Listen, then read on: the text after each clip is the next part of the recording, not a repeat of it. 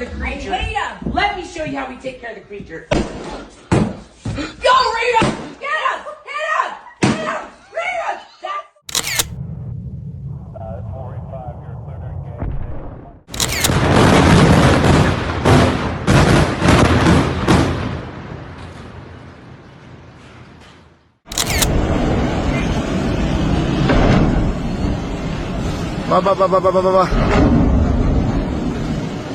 Hi friends, welcome to Redex Media. இன்னைக்கு நம்ம பார்க்க போற video Benjamin Netanyahu prime minister of Israel. இவர் என்ன செய்தார், என்ன பண்ணிட்டு இருக்கிறார், எத்தனை பேர் உயிரை கொண்டுட்டு இருக்கிறார். அது மட்டும் இல்லை, ஒரு ஃப்ளைட்டோட இமேஜை காமிச்சு நாங்கள் வெறும் வார்த்தையால் பேச போகிறது கிடையாது, செயல்பாடால் நாங்கள் காமிப்போம் அப்படின்னு மிரட்டல் விட்டுருக்கிறார். ஈரானில் வசிக்கக்கூடிய எதிரிகள் எங்களை மீறி ஒன்றும் செய்ய முடியாது, எந்த மூலையில் நீங்கள் ஒதுங்கியிருந்தாலும் உங்களை நாங்கள் கண்டிப்பாக அழிப்போம் அப்படின்னு பெஞ்சமின் நெத்தன்யா வார்னிங் விட்டிருக்கிறார். அவர் விட்ட வார்னிங் வெறும் ஈரானுக்கு மட்டும் இல்லை, மிடில் ஈஸ்டில் இருக்கக்கூடிய துபாய், சவுதி அரேபியா, கத்தர், ஒமான் இந்த மாதிரி நாடுகளுக்கும் ஒரு பெரிய அச்சத்தை ஏற்படுத்தி இருக்கு. இவனுமே ஒண்ணுமே பண்ண முடியாது, இதுக்கெல்லாம் முடிவு எடுக்கிறது நான் தான் ராஜா அப்படின்னு மிஸ்டர் நெத்தன்யா அந்த அளவுக்கு பரபரப்பா பேசிட்டு இருக்கிறாப்ல. அது மட்டும் இல்லை, 2 மேப்பை கையில் வச்சிருப்பாரு. இந்த 2 மேப்பை கையில் வச்சுட்டு ஒரு மேப் மேப் ஆஃப் பிளஸ்ஸிங்ஸ், இன்னொரு மேப் மேப் ஆஃப் கர்சிங்ஸ். இதுக்கு விளக்கம் என்னன்னா, பிளஸ்ஸிங் பண்ணணும்னா நீ என்கிட்ட அடங்கி போகணும், நான் சொல்றதை தான் நீ கேட்கணும் அப்படின்னு. என்னை எதிர்த்து நின்னா உனக்கு கர்சிங்ஸ், அப்படின்னா உன்னை நான் போட்டு தள்ளிட்டு போயிட்டே இருப்பேன் அப்படின்னு ஒரு மிரட்டலான 2 மேப்பை எடுத்து வச்சு காமிச்சிருப்பாரு. அதை நிறைய பேர் அந்த வீடியோலாம் பார்த்துருப்பீங்க. இதை சார்ந்துதான் இன்னைக்கு நிறைய பேர் மக்கள் கொண்டு சாகடிச்சிட்டு இருக்கிறாங்க. நிறைய பேர் இன்னைக்கு சாகடிச்சிட்டு இருக்கிறாங்க. கிட்டத்தட்ட லட்சக்கணக்கான மக்கள் இன்னைக்கு இறந்து போயிருக்கிறாங்க. லட்சக்கணக்கான மக்கள் அடிபட்டு காயப்பட்டு ஹாஸ்பிட்டல் அட்மிட் ஆயிருக்கிறாங்க. லட்சக்கணக்கான பேர் வீடு வாசல் இல்லாமல் இன்னைக்கு நடு ரோட்டில் அனாதையா படுத்து தூங்கிட்டு இருக்கிறாங்க. எந்த நேரத்தில் எங்கே பாம்பு விடும், எந்த நேரத்தில் எங்கே இடி விழும் தெரியாது. இதை சார்ந்துதான் இன்னைக்கு நம்ம வீடியோவில் பார்க்க போகிறோம். முழு டீட்டெயிலோட ஒரு முசல்மான் இப்படி தான் இருப்பாங்களா, இன்னொரு முசல்மான் இப்படி தான் தாக்குவாங்களா, இந்த கண்ட்ரியில் என்னதான் நடக்குது, என்னதான் பிரச்சனை, இது எப்போ தொடங்கப்பட்டது அப்படின்றத டீட்டெயில் ரிப்போர்ட்டா இன்னைக்கு நம்ம சேனல்ல பார்க்கலாம். புரியாதவங்க இந்த சேனலை பார்த்து புரிஞ்சுக்குவீங்கன்னு நான் நம்புறேன். வாங்க வீடியோ.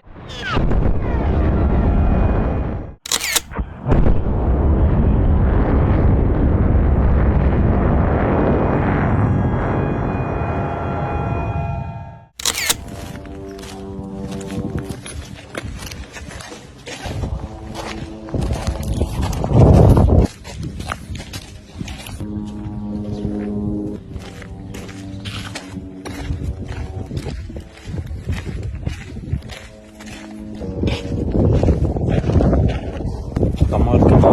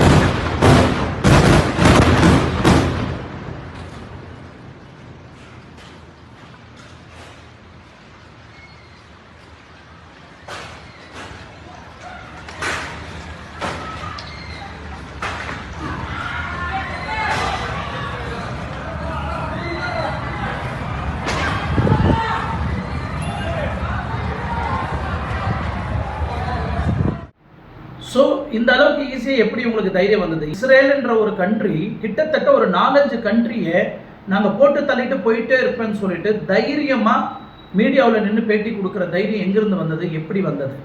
அது மட்டும் இல்லை, இதனால இந்த 4-5 கண்ட்ரிக்கும் மற்ற கண்ட்ரி வந்து யாருமே வந்து உதவி செய்யவோ சப்போர்ட் கொடுக்கவோ யாருமே வரமாட்டேன்றாங்க. ஏன்னா இந்த இஸ்ரேல் வந்து மறுபடியும் அவங்கள தாக்குவாங்க அப்படின்னு ஒரு பயம் இருக்கு. இது எத்தனை கால ஆண்டமா இந்த மாதிரி ஒரு பிரச்சனைகளை தொடர்ச்சியாக நடந்துட்டு வந்திருக்கு. இந்த 2 முஸ்லிமானுக்கு மத்தியில் எதனால இந்த வேறுபாடு? முஸ்லிமின் ஒரு ஒற்றுமையா, இல்லை நான் தான் இங்கே ராஜாவா இருக்கணுன்ற ஒரு தலக்கணமா அப்படின்றது டீட்டெயிலாக தெரியல. பட் நம்ம கடந்த காலத்துக்கு கொஞ்சம் போய் பார்த்தாக்கா உண்மையிலே என்ன நடந்ததுன்றதை வந்து நான் உங்களுக்கு எக்ஸ்பிளைன் பண்ணுறேன். பட் அதுக்கு முன்னாடி இன்னும் சில டீட்டெயில்ஸை வந்து உங்களுக்கு நான் எக்ஸ்பிளைன் பண்ணணும்னு விரும்புகிறேன். இப்போது இஸ்ரேலுன்ற ஒரு கண்ட்ரிக்கு நீங்கள் அது ஒரு மேப்பாக எடுத்து பாருங்கள். கீழே இருக்கிறது காசா, லெபனன். ஸோ இந்த 2 கண்ட்ரிக்கு சென்ட்ரல் இருக்கிறது தான் இஸ்ரேல். இந்த இஸ்ரேல் மக்கள் வந்து இந்த காசாவில் இருக்கக்கூடிய மக்களுக்கு, இந்த பலஸ்தீன் மக்களுக்கு வந்து சப்போர்ட் பண்ணக்கூடிய மக்கள் நிறைய பேர் இருக்கிறாங்க. இந்த அமைப்பை ஸ்டார்ட் பண்ணி கிட்டத்தட்ட 50-60 வருஷம் ஆயிட்டு இருக்கு. அந்த அமைப்போட தலைவராக தான் இன்னைக்கு ஹெஸ்போலாவில் வந்து தாக்கப்பட்டிருக்கிறார். இந்த ஹெஸ்போலா உள்ள அந்த கண்ட்ரிக்கு உள்ள தாக்குதல் நடத்தி அந்த தலைவரை போட்டு தள்ளிட்டாங்க. இது ஈரானுக்கு ஒரு பெரிய பேரிழப்பு, ஒரு பெரிய லெவலில் பேரிழப்பு. காசாவில் வாழ்ந்த மக்கள் எல்லாருமே, இல்லை இந்த பலஸ்தீன் மக்கள் வாழ்ந்தக்கூடிய அந்த பகுதி எல்லாருமே ஒரு மிகப்பெரிய பக்கபலமாக இருந்தவர் இந்த தலைவர் தான். இந்த தலைவரையும் போட்டு தள்ளிட்டாங்க.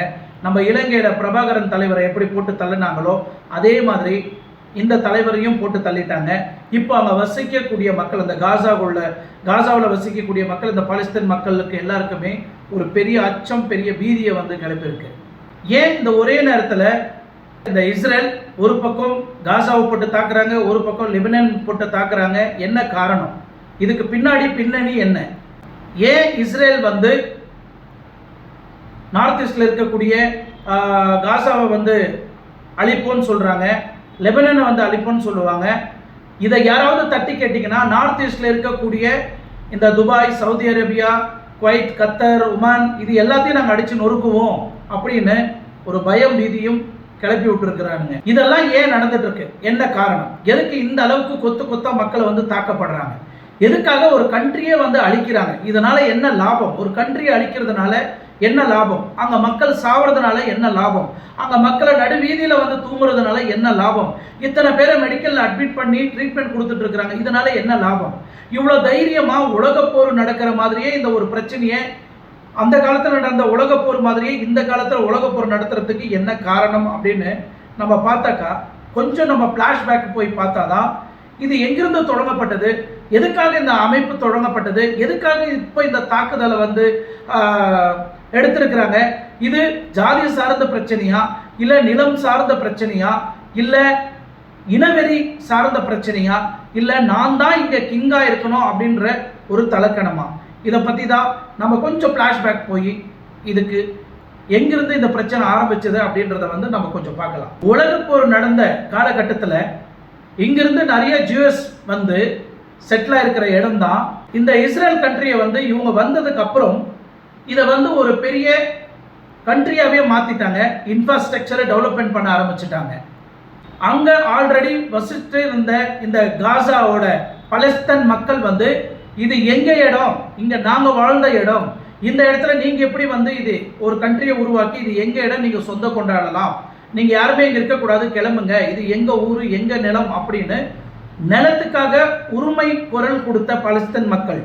அன்னைக்கு நடந்த பிரச்சனை தான் இன்னைக்கு வரைக்கும் தொடங்கப்பட்டு இருக்கு. இன்னைக்கு இந்த பலஸ்தீன் மக்கள் வந்து அவங்களுக்கு இருக்கக்கூடிய வீடு இல்லை, வசதி இல்லை, எங்களோட மண்ணில் எங்களுக்கு சொந்தமான நிலம் இல்லை, இன்னொருத்த வந்து ஆக்கிரமிச்சு செய்து அது ஒரு பெரிய கண்ட்ரியை உருவாக்கி இப்போ எங்கள் இடத்துலையே உட்காந்துட்டு எப்படா இது எங்கள் நிலம் நீங்கள் அப்படின்னு போராடுறீங்க அப்படின்னு இவங்க தன்னோட நிலத்துக்காக இந்த பலஸ்தீன் மக்கள் வந்து போராடிட்டு இருக்கிறாங்க. இதுக்கு ஆப்போசிட்டாக வந்து லெபனன் கண்ட்ரி கூட ஆதரவு தெரிவித்தாங்க. பட் இஸ்ரேல் வந்து லெபனன் கண்ட்ரியை கூட கொஞ்சம் கொஞ்சமாக ஆக்கிரமிச்சு செய்ய ஆரம்பித்தாங்க. ஆல்ரெடி அங்கேயும் கொஞ்சம் பிரச்சனை தொடங்கப்பட்டது. 2000 காலகட்டத்தில் இஸ்ரேலுக்கும் ஹிஸ்புல்லாவுக்கும் ஒரு பெரிய வாரே நடந்தது. அந்த வாரில் பெரிய டஃப்பா இவங்க இந்த அளவுக்குலாம் நம்ம கிட்ட மோதுவாங்களா, இந்த அளவுக்குலாம் நம்மளுக்கு தாக்குதல் செய்வாங்களா அப்படின்றத நம்ப முடியாத வகையில் இஸ்ரேலுக்கு வந்து தாக்குதல் ஏற்பட்டது. காசா மக்களும் பலஸ்தீன் மக்களும் ஒன்று கூடி இந்த இஸ்ரேல் கண்ட்ரியை வந்து ரொம்ப பலமா தாக்க ஆரம்பிக்கிறாங்க. இஸ்ரேலோட தாக்குதல் எப்படி இருந்ததுன்னா, இந்த நார்த்து லெபனன் பக்கத்தில் அந்த பார்டர் பக்கத்தில் இருக்கக்கூடிய மக்கள், வசிக்கக்கூடிய மக்கள் எல்லாம் அவங்களோட நிலத்தை விட்டு போகக்கூடிய வகையில் இஸ்ரேல் வந்து அந்த அளவுக்கு தாக்குதலை வந்து ஏற்படுத்திட்டு இருந்தாங்க. இதெல்லாம் பார்த்துட்டு இருந்த இஸ்ரேல் என்ன முடிவு எடுத்தாங்கன்னா, இந்த அளவுக்கு தாக்குதல் ஏற்படுத்துறதுக்கு காரணம் யார், இவங்க பின்னாடி பக்கபலமா இருக்கிற அந்த கை யார், இந்த அமைப்பை வந்து தீவிரவாதியா, இந்த இஸ்ரேல் வந்து ஒரு தீவிரவாதியா அமைப்பா இருக்குது அப்படின்னு அது ஹமாஸ் ஆகட்டும் இல்லை பலஸ்தீன் மக்கள் ஆகட்டும், இவங்க வந்து ஒரு தீவிரவாதி குரூப் அப்படின்னு இஸ்ரேல் கண்ட்ரி வந்து அறிவிச்சாங்க. அதுக்காகவே இவங்களுக்கு நிறைய டெவலப்மெண்ட் ஆகக்கூடிய எக்கனாமிக்கான விஷயங்களை வந்து இவங்களால மேலே வர முடியல. ஏன்னா உலக நாடுகளில் இவங்க ஒரு தீவிரவாதி கேங் அப்படின்னு அறிவிக்கப்பட்ட ஒரு கண்ட்ரி. இதுக்கெல்லாம் காரணம் யாரு நீங்க பார்த்தீங்கன்னா, ஈரான் அப்படின்ற ஒரு கண்ட்ரி. அங்கிருந்து முழு பலத்தோட பணபலமாகட்டும், ஆள் பலமாகட்டும், ஆயுத பலமாகட்டும் முழு சப்போர்ட்டா வந்து இந்த ரெண்டு அமைப்புக்கும் கொடுக்கப்படுது. ஈரான் வந்து எதுக்கு இந்த மக்களுக்கு இந்த அளவுக்கு சப்போர்ட் பண்ணணும், இந்த அளவுக்கு ஆள் பலம், பணபலம், ஆயுத பலம், இந்த அளவுக்கு சப்போர்ட் எதுக்காக பண்ணணும், இவங்களுக்கு என்ன லாபம் இருக்கு அப்படின்னு நீங்க பார்த்தீங்கன்னா, ஈரானுக்கும் இதையே அப்ளிகபிள் ஆகும். இங்க நடந்த பிரச்சனை ஈரான்லயும் அவங்களுக்கு பாதிக்கப்பட்டிருக்கு. இஸ்ரேல் வந்து இந்த இடத்தை ஆக்கிரமிப்பு செய்துக்கிட்டு, எங்களுக்கு இது எங்களோட இடம், உங்க இடத்தை விட்டு நீங்க காலி பண்ணிட்டு போகணும் அப்படின்னு துரத்தும் போதுதான் இந்த அமைப்பை ஆரம்பிச்சு கொடுத்ததே ஈரான் தான். ஈரான் தான் இந்த ரெண்டு இந்த ஹமாஸும் இந்த பாலஸ்தீன் மக்களையும் உருவாக்கின ஒரு அமைப்பு சங்கம் தான். ஹெட் ஆஃபீஸ் நீங்க சொன்னீங்கன்னா அது வந்து ஈரானா தான் இருக்கும். ஈரான் கண்ட்ரி வளர்த்து விட்ட ஒரு அமைப்பு தான் இமான் அண்ட் ஹெஸ்போலா. இந்த ரெண்டு அமைப்புகளையும் தொடங்கி ஆதரவு கொடுத்தது ஈரான் தான். ஈரான் என்ற ஒரு கண்ட்ரி வந்து இஸ்ரேல் கூட டைரக்டா வந்து சண்டை போடல, இந்த ரெண்டு அமைப்புகளை வளர்த்து விட்டு தான் இங்க சண்டை போட ஆரம்பிச்சாங்க. ஸோ இஸ்ரேலுக்கு இந்த அளவுக்கு பக்கபலம் யார் அப்படின்னு நீங்க பார்த்தீங்கன்னா, யுனைடெட் ஸ்டேட். அவங்க கிட்ட இருக்கிற இந்த மக்கள் பலம், பணபலம், யார் இங்க ராஜா யார் இங்க மந்திரி அப்படின்றதெல்லாம் கிடையாது. அங்க பணபலம் அதிகமா வந்து செயல்படுது. அவங்க கிட்ட யுனைடெட் ஸ்டேட் வந்து எந்த அளவுக்கு சப்போர்ட் பண்ணிட்டு இருக்கிறாங்களோ அந்த அளவுக்கு இவங்களுக்கு பலம் அதிகமாயிட்டு இருக்கு. அதனால தான் இந்த அளவுக்கு தாக்குதல் வந்து ஏற்படுத்தி இருக்கிறாங்க. ஈவன் இந்த யுனைடெட் ஸ்டேட் வந்து இந்த மாதிரி பிரச்சனைலாம் நடக்கக்கூடாது அப்படின்றது தான் இது மொத்த கண்ட்ரி வந்து யுனைடெட் ஸ்டேட்டு கீழே வந்து இருக்கக்கூடிய மக்களாகட்டும், இல்லை இந்த பக்கம் இது காசாவில் இருக்கிற மக்களாகட்டும், இல்லை லெபனானில் இருக்கக்கூடிய மக்களாகட்டும் ஒருத்தருக்கு ஒருத்தர் தூண்டி விட்டு இங்கே இந்த அளவுக்கு தாக்குதல் ஏற்படுத்தினதுனால புரிஞ்சுக்கிட்ட இந்த இஸ்ரேல் கண்ட்ரியோட தலைவர் என்ன சொல்றாருன்னா, நாங்கள் இமான் ஆகட்டும் இல்லை ஹெஸ்போலாவும் ஆகட்டும் இந்த ரெண்டு அமைப்புகளையும் நாங்கள் போட்டு தள்ளுவோம், நாங்கள் விடவே மாட்டோம் அப்படின்னு ஒரு உறுதிமொழி எடுத்திருக்கிறாரு. அந்த உறுதிமொழி எடுத்த பிறகு தான் ஹமாஸோட தலைவரை வந்து போட்டு தள்ளியிருக்கிறாங்க, பாலஸ்தீன் தலைவரையும் போட்டு தள்ளியிருக்கிறாங்க. இவங்க எல்லாருமே மிடில் ஈஸ்டில் பல வருஷமாக கண்ட்ரோல் பண்ணிட்டு இருந்த தலைவர்கள். நம்ம நாட்டு பிரைம் மினிஸ்டர்லேருந்து முக்கியமான தலைவர்கள் பேசக்கூடிய வகையில் இவங்க ரொம்ப முக்கியமான தலைவர்கள். தலைவரை நீங்கள் பார்த்தீங்கன்னா அமைப்போட தலைவர் அப்படின்னு நம்ம சொல்லி நம்ம ஊரில் எல்லாருமே பார்த்துட்டு இருப்போம். எல்லாருமே ஒரு தலைவர் சங்கத்தை வச்சு நடத்திட்டு இருப்பாங்க. நம்ம ஊரில் அந்த அளவுக்கு பேசப்படும், அவங்க ஊரில் அந்த அளவுக்கு அந்த தலைவர்கள் மேலே அவ்வளோ மதிப்பு மரியாதையும் வச்சுருந்து அந்த அளவுக்கு பேசப்பட்ட தலைவர்கள் தான் இந்த ரெண்டு பேரும். ஸோ இஸ்ரேல் என்ன சொல்கிறாங்கன்னா, ஓகே இப்போ இவங்கெல்லாம் வந்து ஒரு சின்ன கை தான், சின்ன கால் தான், இதோட முக்கியமான தலை மூளை எங்கே இருக்குது அப்படின்னு நீங்கள் பார்த்தீங்கன்னா ஈரானில் இருக்குது. இந்த ஈரான்ல இருந்து தான் இந்த அளவுக்கு இவங்களுக்கு ஆயுத பலம், பணபலம் கிடைக்கிறதுக்கு காரணமாக இருந்தவங்களே ஈரான் கண்ட்ரி தான். எங்களோட ஆயுதங்கள், எங்களோட இராணுவ படைகள், எங்களோட தாக்குதல் உங்களோட ஈரானில் எந்த மூலையில் வேணாலும் தாக்கப்படலாம், எங்கே வேணாலும் தாக்குவோம், அதை கேட்கறதுக்கு எவனுக்கும் ரைட்ஸு கிடையாது, எங்களுக்கு முழு பவர் இருக்குது அப்படின்னு இன்னைக்கு இஸ்ரேல் வந்து இந்த அளவுக்கு தாக்கிட்டு இருக்கிறாங்க. இங்கே என்ன ஒமானுக்கும் ஹெஸ்போலாவுக்கும் நடக்குதோ அதுதான் இஸ்ரேலுக்கும் நடக்கும் அப்படின்னு தெள்ள தெளிவா வார்னிங் கொடுத்துருக்கிறான். இதுக்கெல்லாம் கண்ட்ரோல் பண்ணி ஒரு பிரச்சனை இல்லாமல் இயங்கக்கூடிய வகையில தான் யுனைடெட் ஸ்டேட் வந்து தொடங்கப்பட்டது. அந்த யுனைடெட் ஸ்டேட்ல அந்த போடியம்ல நின்றுக்கிட்டு அந்த பிரைம் மினிஸ்டர் பெஞ்சமின் நெத்தன்யா என்ன சொல்ல வராருன்னா, அங்க இருக்கக்கூடிய அந்த பலஸ்தீன் ரெப்ரசன்டேட்டிவ் அண்ட் அங்க இருக்கக்கூடிய லெபனன் ரெப்ரசன்டேட்டிவ் இவங்க 2 பேருமே வந்து அவர் பேசக்கூடிய அந்த பேட்டியை கேட்காம அந்த போடியம்ல இருந்து அவங்க அந்த ஸ்டேஜ்ல இருந்து அவங்க எழுந்து வெளியே போறாங்க. ஸோ அந்த 26ஆம் தேதி அந்த ஸ்டேஜில் பேசும்போது தெளிவாக பேசுறாரு. இங்க நடந்த தாக்குதல் மற்ற மிடில் ஈஸ்டுக்கும் அப்ளை ஆகும். அது துபாய் ஆகட்டும், குவைத் ஆகட்டும், சவுதி அரேபியா ஆகட்டும், ஒமான் ஆகட்டும், இல்லை இந்த மாதிரி நாடுகள் எல்லாமே கண்டிப்பாக தாக்குதல் நடக்கும் அப்படின்னு வந்து தெள்ள தெளிவாக அங்கே எக்ஸ்பிளைன் பண்ணிட்டு இருக்கிறாரு.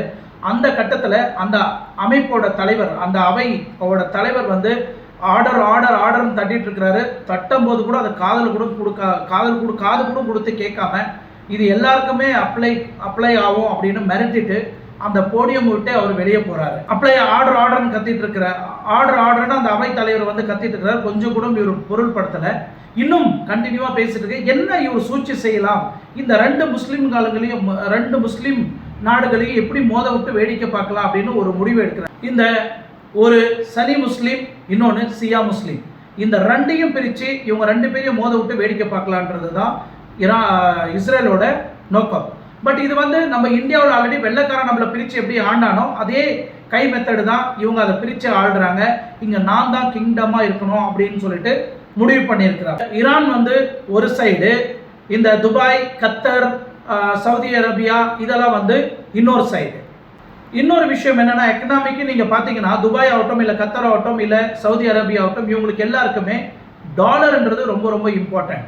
ஏன்னா டாலர் எந்த வகையில் துபாயில் அங்கே புழக்கம் கொண்டாடுதோ அந்த அளவுக்கு அங்கே துபாயில் இருக்கக்கூடிய இன்ஃப்ராஸ்ட்ரக்சர் டெவலப்மெண்ட் ஆகும். உங்களுக்கு எல்லாருக்குமே தெரியும், இன்னைக்கு உலக நாட்டில் டாப் 1 ரொம்ப லீடிங்கில் போயிட்டு இருக்கக்கூடிய ஒரு கண்ட்ரி எது நீங்கள் பார்த்தீங்கன்னா, ஒரு காலகட்டத்தில் குடிக்கிறதுக்கு தண்ணி கூட இல்லாத ஒரு கண்ட்ரி இன்னைக்கு உலகம் ஃபுல்லாக திரும்பி பார்க்கக்கூடிய வகையில் இன்னைக்கு பூஜ் கலிஃபா அது இதுன்னு சொல்லிட்டு எக்கச்சக்கமான பில்டிங் வளர ஆரம்பிச்சிடுச்சு.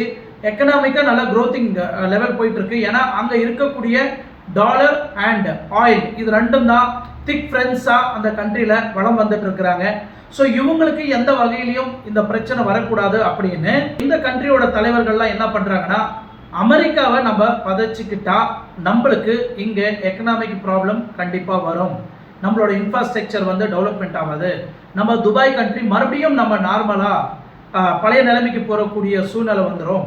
அதனால் இவங்க கண்டும் காணாத மாதிரி சைலண்டாக இருக்கிறாங்க. ஜென்ரலாக ஒரு விஷயம், இந்த ஜியோ பாலிட்டிக்ஸில் வந்து எமோஷனலுக்கு இடமே கிடையாது, போட்டு தாக்கிட்டு போயிட்டே இருப்போம் அப்படின்னு சொல்லிட்டு டீட்டெயிலாக எக்ஸ்பிளைன் பண்ணுறாங்க. இங்கே அவனுக்கு மக்களுக்கு என்ன நன்மை செய்ய முடியுமோ அதை செஞ்சுட்டு போயிட்டே இருக்கலாம் அப்படின்றது தான் ஒரு முடிவு. பட் இங்கே வந்து இதையும் தாண்டி ஒரு டபுள் கேம் தான் ஆடிட்டு இருக்கிறாங்க அப்படின்னு நான் சொல்லுவேன். இப்போ இஸ்ரேல் என்ன சொல்கிறாங்கன்னா, ஆமாம் நாங்கள் தான் ஹிஸ்போலாவோட தலைவரை வந்து போட்டு தாக்குனது நாங்கள் தான், இப்போ உங்களால் என்ன பண்ண முடியும் அப்படின்னு தெனாவட்டா பேசுகிறாரு.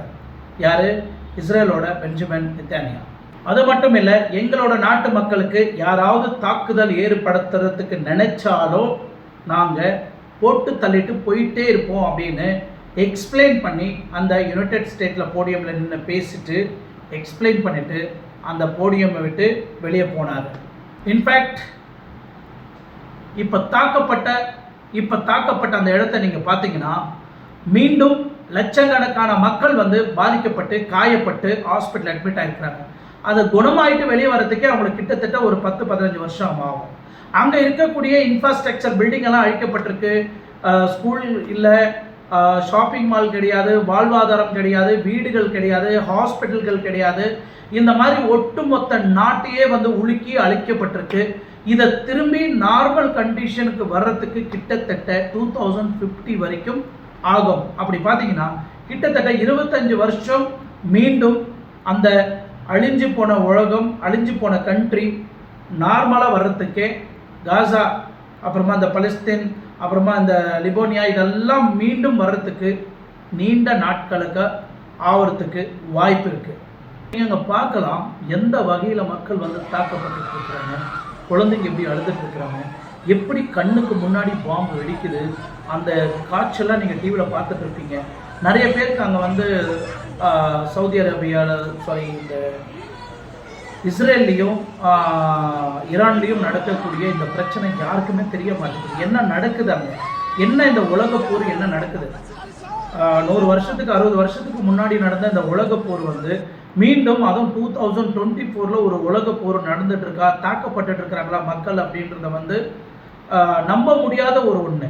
இப்போ இந்த 2 பிரச்சனைக்கும் தீர்வு காண முடியுமா அப்படின்றது வந்து ஒரு கேள்விக்குறியான ஒரு விஷயம்தான். ஏன்னா எந்த மக்களாக இருக்கட்டும், அந்த நாடு மக்களாக இருக்கட்டும் இல்லை இந்த நாடு மக்களாக இருக்கட்டும், ஏவுகணை விட்டு தாக்கப்படுறது வந்து பொதுமக்கள் தான் பாதிக்கப்படுறாங்க, பொதுமக்கள் தான் சாகுறாங்க, அவங்க வசிக்கக்கூடிய வாழ்வாதாரம் எல்லாமே அழிக்கப்படுது. அப்போது இவங்களை எல்லாருமே அழித்து அந்த அங்கே வசிக்கக்கூடிய மீண்டும் ஒரு சிட்டி உருவாக போது மக்கள் வாழ தான் போகிறாங்க. ஆனால் அங்கே வாழக்கூடிய மக்கள் எங்களோட மக்களாக தான் இருக்கணும், எங்களோட அமைப்பாக தான் இருக்கணும் அப்படின்னு வந்து இஸ்ரேல் வந்து போராடிட்டு இருக்கிறாங்க.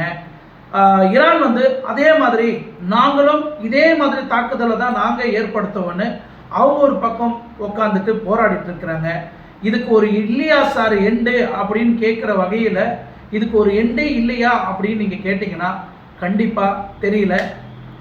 இதுக்கு உங்ககிட்ட ஏதாவது கேள்விகள் ஏதாவது பதில் இருந்ததுன்னா தயவு செய்து என்னோட கமெண்ட்டில் தெரிவிங்க. அதை நான் பின் பண்ணி என்னோட டாப் பேஜில் வைக்கிறேன். அடுத்த வீடியோவில் சந்திக்கும் வரை உங்களிடம் விடைபெறுவது உங்கள் ஆர்கே. நன்றி, வணக்கம்.